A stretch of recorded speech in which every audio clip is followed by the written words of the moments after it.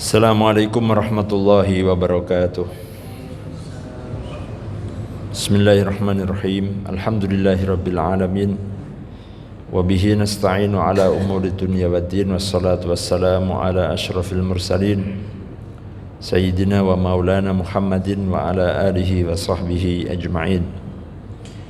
Allahumma salli ala Muhammad wa ala alihi wa sahbihi ajma'in. Amma ba'd. Jamaah salat zuhur yang dirahmati Allah Ta'ala, Al-Imam Nawawi di dalam kitab Riyadhus Shalihin, satu kitab yang sudah sangat populer, dikenal di seluruh dunia, ya. Kitab yang menghimpun hadis-hadis sahih sebagai pegangan, sebagai pedoman umat Islam sesudah Al-Quranul Karim. Di dalam kitab tersebut, di salah satu bab, beliau menulis bab istihbabu tibil kalam wa talaqatil wajhi, bab anjuran untuk berbicara yang baik dan untuk agar bermuka senang, ya, bukan bermuka masam, ya. Tampil dengan wajah yang sumringah begitu, ya, ketika bertemu dengan orang lain. Beliau mengutip satu ayat dimulai dari surat Al-Hijr ayat 88. Jadi salah satu di antara kelebihan beliau di dalam kitab ini, setiap hadis yang disusun sesuai dengan tema atau bab itu diawali dengan ayat, yang ayat itu berkaitan dengan tema tersebut. Beliau mengutip ayat di surat Al-Hijr ayat 88, a'udzubillahi minasyaitonirrajim, wahfidz janahaka lil mu'minin, wahfidz janahaka lil mu'minin. Dan ya, ini kalau diartikan secara harfiah, dan rendahkanlah sayapmu. Ini kalau dalam bahasa disebut dengan kinayah, ya, majas. Artinya merendahkan sayap itu tawadhu, artinya rendah hati dengan orang lain, ya. Lil mu'minin, kepada sesama orang-orang beriman, ya. Kalau mungkin bahasa Jawanya, dan andap asorlah, ya, ya, kepada sesama orang mukmin. Nah, jamaah rahimakumullah, bab andap asor ini setiap negara atau setiap bangsa itu punya model yang beda-beda, ya. Kalau orang Arab itu, kalau mereka andap asornya kepada orang tua, itu mencium keningnya, ya. Jadi umpamanya ada anak ketemu dengan kakeknya atau orang tuanya, maka dikecuplah keningnya. Nah, itu sebagai bentuk andap asornya. Atau dicium pundaknya, ya. Itu andap asornya begitu. Tapi dalam tradisi kita, andap asornya anak tidak begitu, ya. Kok malah nyium bun-bunane, itu malah aneh gitu, ya. Bentuk, ya, kalau dalam di kita bentuk hifdzul janah atau andap asornya kepada orang yang lebih tua itu, ya, Ada yang kalau anak dengan orang tua dengan sungkem, ya dengan sungkeman, artinya mencium kakinya atau lututnya orang tua, atau mencium tangannya. Nah, cium tangan itu tidak kemudian ditarik, oh, kamu kok rukuk kepada makhluk, sujud kepada makhluk, enggak. Ini babnya bukan itu, babnya ini bab adab. Ya. Nah, kalau orang menggunakan kacamatanya, oh enggak boleh itu kamu sujud rukuk kepada makhluk itu ya, rukuk sujud hanya kepada Allah. Ya, tentu hal yang berbeda ya. Nah, jadi saya pernah ada orang tua ini yang komplain ini ya, Ustadz, anak saya itu sergap ngaji tapi kok aneh dia itu pemahamannya. Ya, kalau dia salaman dengan saya itu nggak mau cium tangan katanya, karena itu menundukkan kepala seperti rukuk, padahal rukuk itu hanya kepada Allah katanya, nggak boleh kepada orang tuanya. Nah ini mungkin yang ngajinya mungkin agak kitabnya lain gitu ya, penjelasannya maksudnya. Nah, jadi hal yang berkaitan dengan adab itu tradisinya bisa beda-beda. Di Arab itu seperti tadi. Nah, di kita mencium tangan ya. Cium tangan itu sebagai bentuk khifdul janah. Ya, cara kita menghormati atau kita rendah hati kepada orang yang lebih tua, wabil khusus lil mukminin, kepada orang-orang sesama orang mukmin. Dalam syarah itu dikatakan ay layyin janibaka wa tawadhu lil mukminin. Ya, hendaklah kamu berlemah lembut, hendaklah kamu tawadhu, rendah hati kepada orang-orang mukmin. Kemudian ayat yang kedua yang dikutip oleh Al-Imam An-Nawawi di surat Ali Imran ayat 159. Allah Ta'ala berfirman, A'udzu billahi minasyaitonir rajim, walau kunta faddan ghalidhal qalbi lang faddu min haulik. Dan sekiranya engkau memiliki hati yang keras, ya, ghalidhul qalbi, lang faddu min haulik, niscaya akan menjauh, akan lari darimu orang-orang yang ada di sekitarmu. Ya, kalau Nabi itu tampangnya itu sangar ya, Nabi itu tampangnya serem gitu ya, maka umatnya pada lari menjauh. Nah, maka Rasulullah itu dikatakan setiap kali ketemu kalau dengan orang itu selalu dalam mukanya terlihat tersenyum. Ya. Dan itu mungkin karakter ya, orang itu kalau serius terus jadi nggak seneng gitu ya. Nah, sukanya itu yang tampilannya mungkin agak menyenangkan gitu ya. Faddan ghalidhal qalb, ya. Ai law kunta anifan, seandainya engkau keras, qasyal qalbi, keras hati, lanafaru angka, niscaya pengikutmu, umatmu itu akan menjauh darimu. Ya, nah ini ternyata dalam ilmu komunikasi ya. Coba sekarang kita lihat kalau setiap kali masuk front office-nya itu ya, di depan itu mesti kan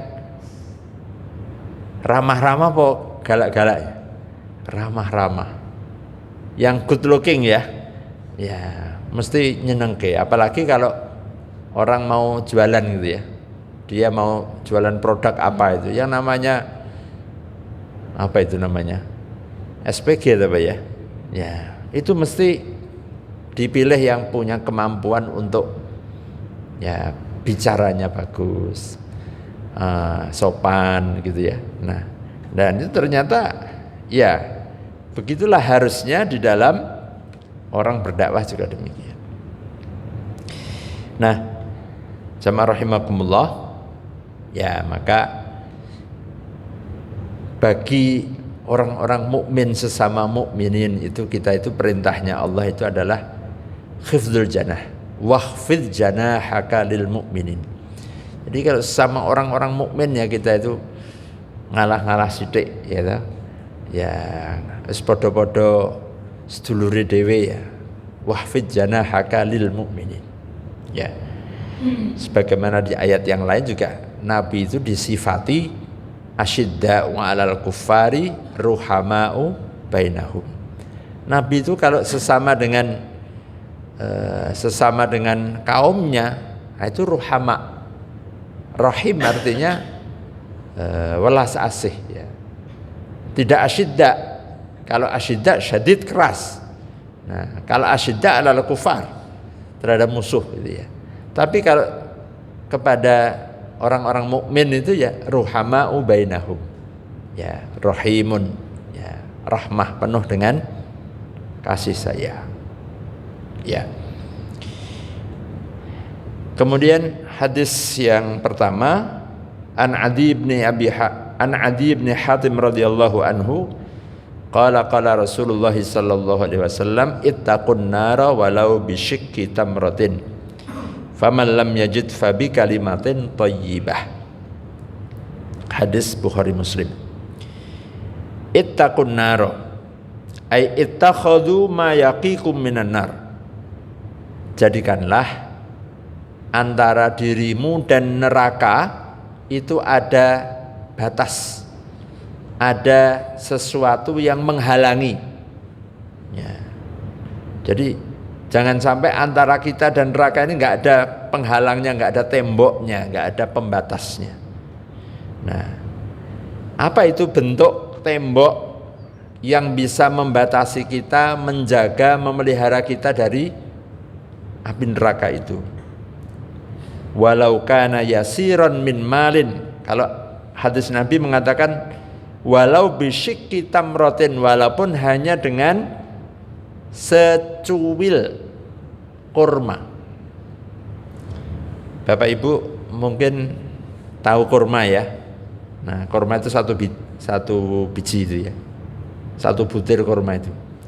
Kalau kita cuil, nah itu namanya syikoh. Secuil, jadi tidak satu biji atau sebutir kurma penuh. Kita cuil bisa jadi 2, bisa jadi 3. Itu namanya syikon. Ya, secuil kurma. Kurma satu masih dicuil. Hendaklah kamu membentengi, menjaga dirimu dari api neraka dengan bersedekah meskipun hanya dengan secuil kurma. Orang sekilo loh ya, sekilo itu banyak ya. Hanya satu dicuil lagi. Ya mungkin kita tidak biasa ya. Kita itu ya mungkin gorengan gitu ya mungkin ya. Gedang goreng terus dicuil jadi telu piro gitu ya. Atau yang lebih murah daripada itu. Napa nih? Kerupuk apa ya? Ya kerupuk ya dicuil gitu, secuil kerupuk gitu. Kalau kamu bisa melakukan sedekah meskipun hanya dengan secuil makanan, kalau Nabi mengatakan dengan syikki tamratin, secuil kurma itu, ya maka lakukanlah. Nah, ini yang pertama. Jika tidak punya, ya ini kan harta ini, maliyah ini ya, sedekah. Kurma ya randuwe ya. Nek kurma pancen dilarang nek wong Indonesia itu.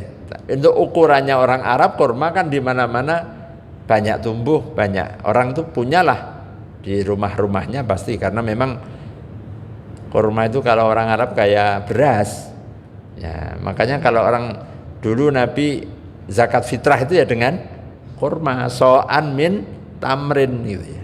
Nah, jadi seperti beras di sana. Nah, kalau tidak punya, secuil kurma pun tidak punya untuk bisa dijadikan sedekah, Kata Nabi, famal lam yajid, maka barang siapa yang tidak mendapati, tidak memiliki secuil kurma pun, fabi kalimatin thayyibah, maka hendaklah dia berbicara, berkata-kata yang baik. Jadi kalimah thayyibah artinya ini hendaklah berbicara dengan perkataan yang baik. Ya, perkataan yang baik itu ya orang yang mendengarnya dia nyaman, tidak merasa tersakiti, tidak merasa tersinggung, tidak merasa dihina, tidak merasa ya nyinyir, dia dinyinyiri gitu ya. Nah, ini ya mungkin sekarang dalam bahasa sekarang hati-hati komentar. Nah ini walau ya dengan WA gitu ya. Nah ini kan kadang-kadang kita hanya jempol ya. Nah jempolnya itu salah kok diwalik gitu ya. Nah itu bisa membuat orang nesu nggih, mong dikai jempol walik ngene iki kan berarti artinya sudah ya. Kalau kita jempolnya begini kan berarti oh seneng kan gitu. Ada orang posting terus kita kasih jempol gitu ya. Itu berarti kita memberikan dengan bahasa dalam media sosial ya. Begini bagus. Tapi coba kalau kita umpamanya kasih jempolnya dibalik begini. Ya. Emoji seperti ini kan ya orang wah ini menghina ini ya. Nah, hati-hati. Nah, kalau tidak bisa dengan tadi maka kalimat yang baik. Kalau dalam bahasa medsos ya dengan postingan yang baik, dengan memberikan share-sharean yang baik. Nah, maka saya prihatin sekarang ini orang apa saja yang dia share-share di grup gitu ya. Dia mungkin nggak baca dulu atau dia juga nggak tahu ini baik apa tidak baik, ini nyinggung orang atau tidak. Mungkin ada orang yang tersinggung dengan maksudnya benar yang disampaikan, tapi barangkali ini kira-kira menyinggung nggak? Ada orang yang tersinggung nggak dengan postingan seperti ini? Nah, ingat famal lam yajid fabi kalimatin thayyibah. Kalau dia nggak bisa dengan sedekah tadi maka diemlah. Kalau nggak bisa kalimah thayyibah maka diem. Maka besok itu orang yang paling selamat itu orang yang jarang komen. Yang paling banyak sar-sar itu hisapnya paling lama sendiri itu ya. Ya. Makanya saya di grup itu saya selalu mengingatkan jangan dikit-dikit banyak share. Semakin banyak share semakin banyak salahnya. Semakin banyak salahnya semakin banyak cilokonya, semakin banyak celakanya masuk nerakanya. Nah kan begitu. Nah, maka hati-hati kita punya alat ini, punya HP ini jangan sampai kemudian justru menjerumuskan kita ya. Nah, maka diam ya, kalau kita mendapatkan sesuatu jangan langsung di-share. Dilihat dulu benar apa tidak, hoax apa tidak. Kemudian pertanyaan berikutnya ini kalau saya share manfaat apa tidak. Ya, kan begitu. Hal yang baik belum tentu bermanfaat. Mungkin itu baik untuk kita, tapi bagi orang lain belum tentu bermanfaat. Ya, nah menimbang manfaat mandorot. Nah maka dijelaskan dalam penjelasannya, ittakhidhu ma yaqikum minan nar walau kana yasiran min malin au khuluqun hasan, atau dengan akhlak yang baik. Nah ini saya kira bangsa kita ini butuh ini ya, apalagi setelah kontestasi pemilu yang luar biasa ini ya. Nah, ini butuh kalimah thayyibah. Ya, butuh komen-komen yang baik ya. Agar supaya tidak bisa atau menjadikan adanya hal-hal yang lebih madharat yang lebih besar. Mudah-mudahan kita oleh Allah selalu diberikan untuk selalu menjaga lisan kita, menjaga kalimat kita, dan juga selalu untuk bisa menjadi seperti Rasulullah SAW, yaitu orang yang lembut hati, yang andap asor ya, tawadhu kepada orang-orang yang beriman. Barakallahu li wa lakum, subhanakallahumma bihamdika asyhadu an la ilaha illa anta astaghfiruka wa atubu ilaik. Assalamualaikum warahmatullahi wabarakatuh.